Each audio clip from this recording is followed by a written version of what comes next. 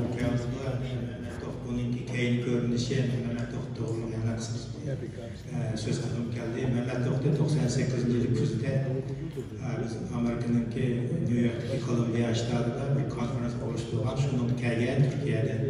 Bu vaxtda Amerika'da kapitalayan desek Kanada'da bir boşluk varken, bir yerde kasırlar varken sizler Kanada'da Uygurlar olan bilen hiç kadar faaliyet kılmayırken ben şu yeri verip Uygur davasını için Kanada arkalaydı. Bu yer bağlandaki özünü şunu tayarlaş için kanunda okudu. Şunun neticeleri bilen hazır görüyoruz. Yani Kanada'dan bol neticeler kağıdıdır. Rahmet size geldi.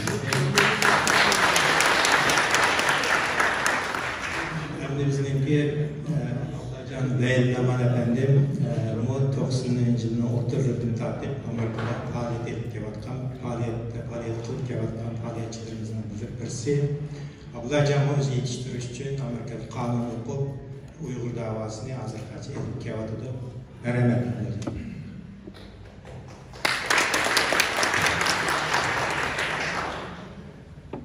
Esselamu Aleyküm. Aziz yönetmenlerim. Çarçak kıtıp avazımızın müstakaptı. Hep Allah hoş gelipsizler. Şahsen ben bunca Uygur'un bir oranda köymüğünü bile bizgerime 600 oldu. Söyledim. Demek bizde hiç kim tüketlenmeydik. Benim devamlı en işinden özel, en yaşlı bir sözüm var. O bozuk o. Güneş kılgan millet hiç kaçan ve hiç kaçan yok. Ama kandaktır, kolduğu tümünün suluğu yoktur. Özünün güçlük boğan, bugün gidek atom enerjiye güçlerine muntızım armiyası boğan bir hakimiyet bilen hiç kandaktır kuralsız bir süleyi salakı oturuşunu tamakıgan, ahmak milletlerle bir millet üstüne tamamen bile sayesinde yok olup gidiyor. Demek bir millet yaşadığı derse onun tili, çırağı, medeniyeti buna yeterli demez.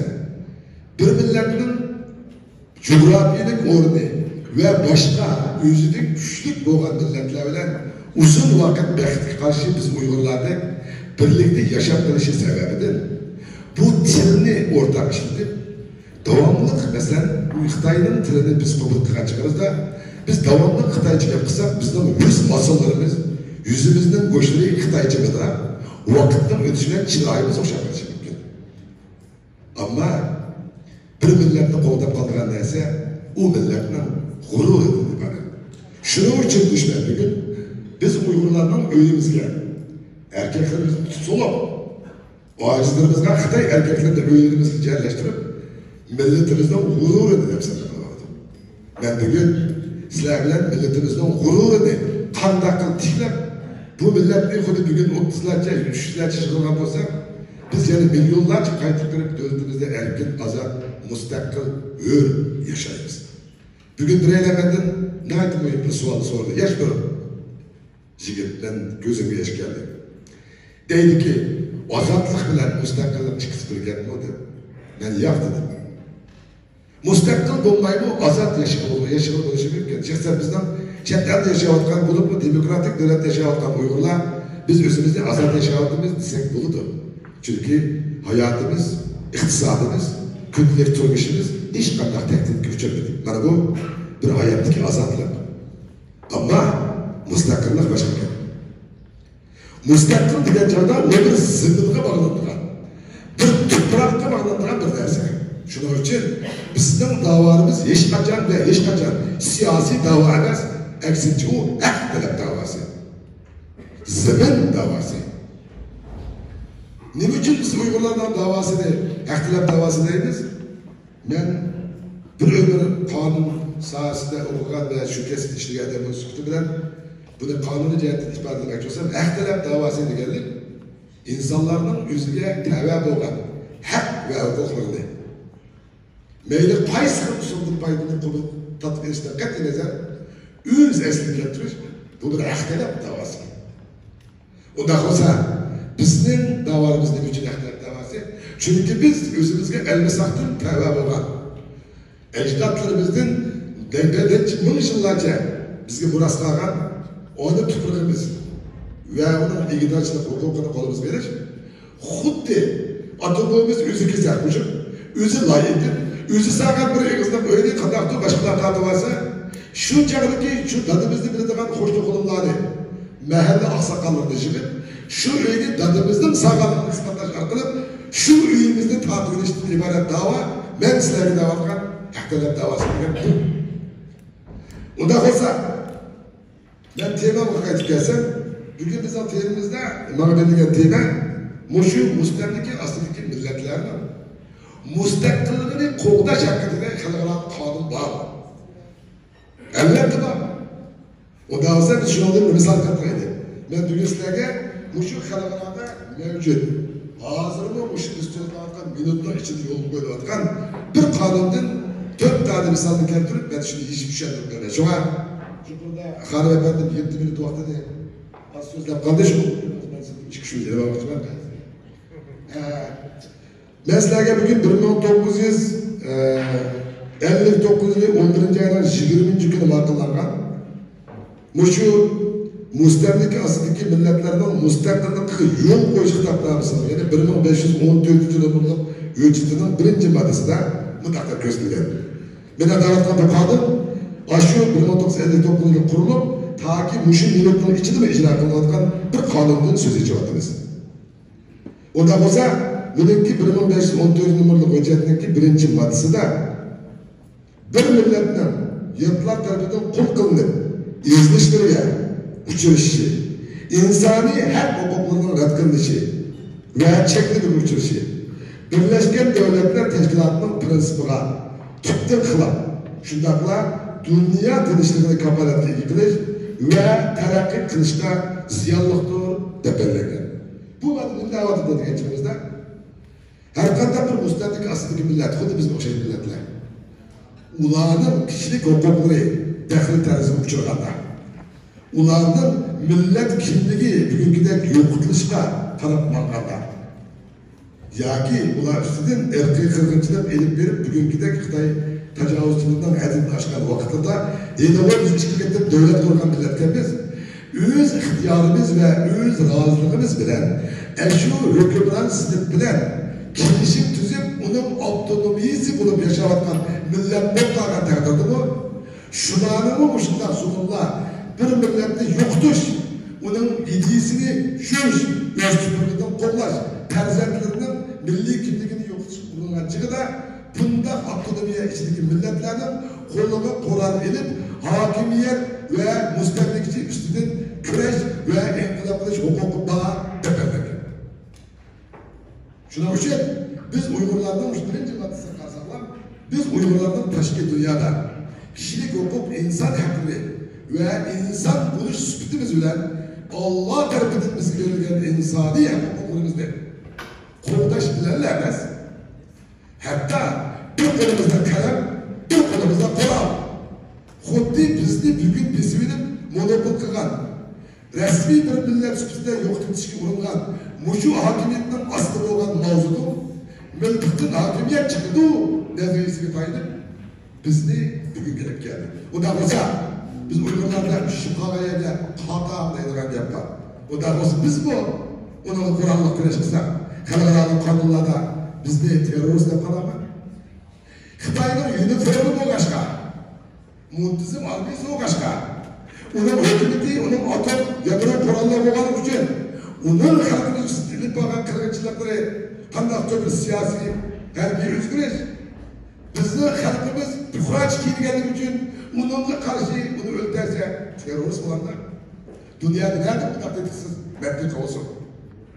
Biz bir eski yıkın dava tutalım. Şıklap tutalım. Ama bir meselesindeki şıklaş bile. Dava kılışlarla bizim işimiz tamamen biz bayan cumhurda oturup koygan zemin toprak meselesinde her olmaydığı eski olalım. O demek kişilik hukuk, insan hakları davasını kılış, ziyanlık diyenemez. Halkımızda şundan bir eğer gangaraş var. Kişilik hukuk, insan hakları diyen davanın paylanıp, xalqaradaki devletlerden işçiliklerinde içiş ve onların ünümlük paylanışını ibaret bundan bir yolluk davani qandaqdır milletning xoinlari va millat sotqishlar qiladigan ishlardek biz ularni chetqitib ziddiyat tug'diryapmiz. Mustaqillik uchun zimin davası uchun qon to'kish kerak. Mustaqillik deganda qon bilan yug'ilgan tuproqdan bir vatan chiqdi degichilarni deb qilishmaydigan atom bombasi va dushmanga to'pdan chiqib hujum qiladigan bir aralaga sen. Deb zimin davası qilganlarni ahmoq deb o'qidigan sarang'i chiqaryapmiz. Birlik deb to'layapmiz. Ammo birlikdan nimaligini bilmayapmiz. Agar biz bildiğin birlikte Allah bilmezler. Bizi yaratan Allah 5 parmağını yarattı. Müşrik bir kılıp yanına koyamaz mıydı? Evet kılalaydı. O bizi özü yarattı. Lakin demiş ki 5 parmaklar koşlar. Demek bu 5 parmak 5 kıl erkek kılıp vakti geldi. Bizden partimizin ideolojisi. Ben inşallah yakın gelmişte bütün halkımızın ideolojisi boğumuzda karayım. Böyle bir de var dedim.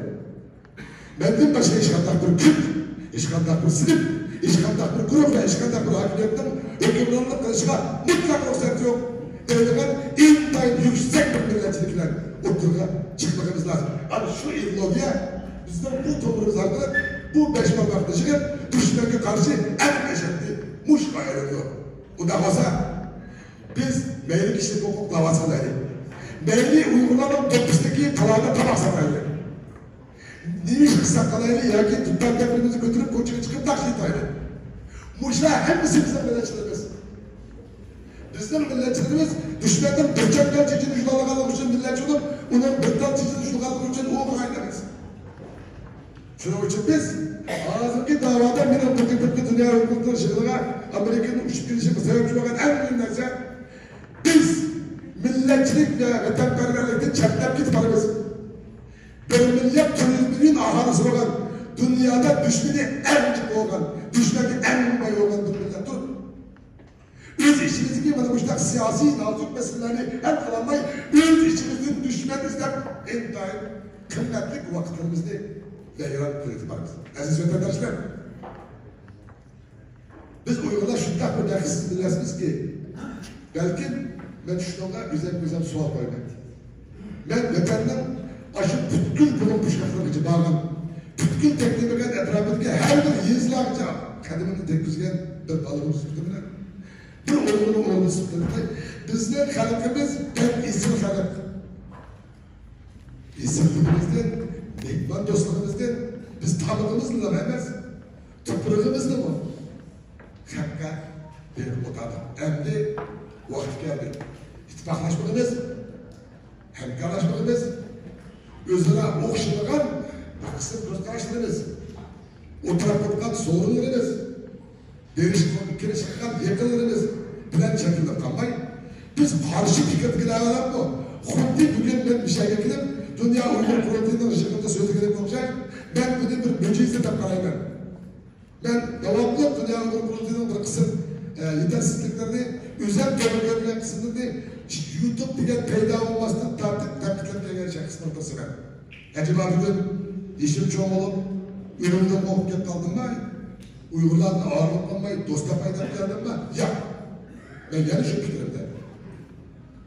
Şükürde bu Mehmet Oğuz Efendi'me de tüketti. Bizden davaya bulunmuş özümüz ve özümüzün ailesinden başka üçüncü bir şahsına yakınlık kılığında oturup çıkan günümüz sizden şahsi kimliğinizde tamamen yok atan günümüz. Şuna teşkilatlar mesul olan ve milletin işini kıldığı kanalımızdan ulanı her bir şekilde takipleşi ve fikir verişi tamamen yolu. Bizden erzimiz, hukukumuz hiç ve hiç yok. Çünkü biz özümüzü kağlam bu işin dedik. Ondan sonra bundan cümlesi olurken devamlı çulallar da tenkidi paketlarla real delil ispatlarla atayını ilmi şekilde başkalarının şahsiyetine, ailesine ve onun insani numuslarına tekmeyiz.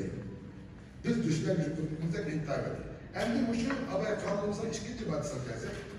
Endi bu şu ikinci maddesinde mustemlike yürütülen devletler mustemlike aslında biz şükür diyendek autonomiyasıga yoki biz o'xshash belirlamagan zaminlar egalariga ularni qalab, döp, madaniyatsiz deb qarab ularni indigenous people kategoriyasiga kirgizib qarab, ularning mustaqilliklarini raflashga mutlaq bo'lmaydi deb belgilagan. Bu nima degani?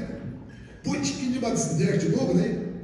Agar sizni kontrol qilgan, sizning ustingizda hokimiyat yurgizayotgan, shu sizning tuprog'ingizga hukmronlik qilayotgan har qanday bir sinf biz hukm degandek bizning bir millat bütünligimizga, bizning insoniy qimmatimizga, zaminimizga, ig'vochilik huquqimizga hujum qilgan vaqtida bizning o'rnimizdan dast turib, ularga hatto qurolli qarshi huquqimiz xalqaro qonunlarda belgilangan.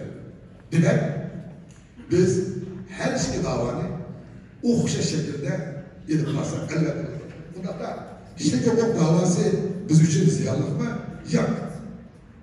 Kişilik hukuk davası inson haqlari davasini chetlarga ilib berish bu bizning davomimiz uchun intayin muhim. Chunki Xitoy bilan xalqaro quruqlikda birga turish shartnomasiga imzo qo'ygan davlatlar har qanday davlat o'zining fuqarolarining iqtisodiy manfaati, bexatarligini har qanday bir millat va davlatning ustiga qo'ydi. Unda bo'lgan bular Xitoy bilan bo'lgan savdo setib, ba'zi bir xil kelishimlarga ega chiqish va uni qo'llash uchun bizning mustaqilligimizni oshkora qo'llashga amalsiz qiladi. Uning uchun biz shu kunimizni o'tirib qo'ygandek, bu besh barmoqning mayli qaysi birisi bo'laydi-da, biz ashta har xil faoliyat olib boraylik. Amerikadagi mustaqilchilarning dod salonga kişilik hukuk himoyachileri ve kurashchilarni xoin ishbirlarga chiqarib, o'z ishimizdan tushuntirib ziddiyat tug'dirmaydi. Endi uchinchi bir maddasida endi mana shunday millatlar o'zlariniki bir millat bütünlüğüne daxil etgan chegara ularning o'z milliy kimligini, territoriyasini, zaminini qo'llab qilish uchun ularning qurolli kurash qilishlari hech cheklanmasligi kerak deb belgilangan.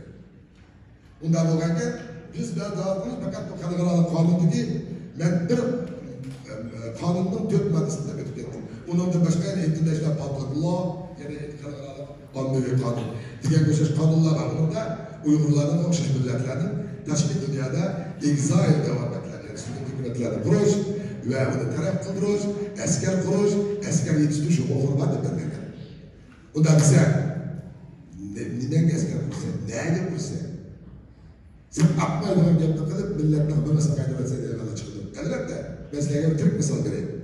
1960-yilda dastlabki mezgillarda Amerika hukumati CIA, ya'ni davlatning markaziy istixborot organi Tibetliklarning 2000 ga yaqin yoshlarni haydab, Oklahoma, Texas jangallarida maxsus ishbirlik askarlik tarbiyasi olib borgan. Ammo 70-yillarning boshida Amerika hukumati Xitoy hukumatini rasmiy davlat deb to'lagan kunidan boshlab bu askarlarni tartibga majbur bo'lgan.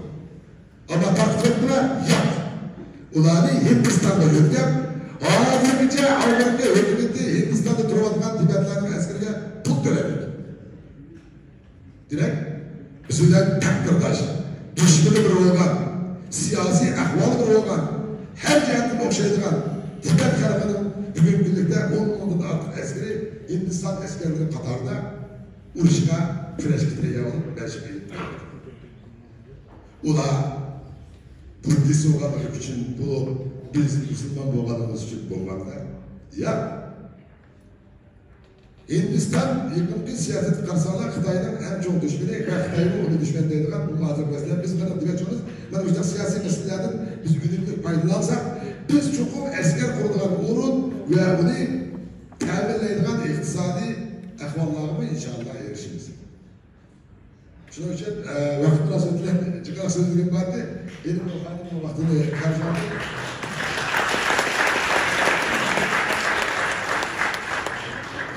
Allah'ın güzel sanatları olsun.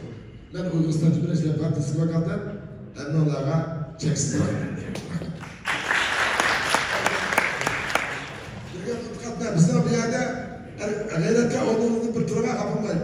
Gayret hakimiz bizden partimizden oturan siyasi turuşlar Kazakistan'da üstazımız milletimizdeki en kayıp bir şekilde ayıp olmayan bir şekilde partimizle katlaştı. Şu anda bildiler. Bir karşılıklı bir sana var. Hakkını çıkardılar.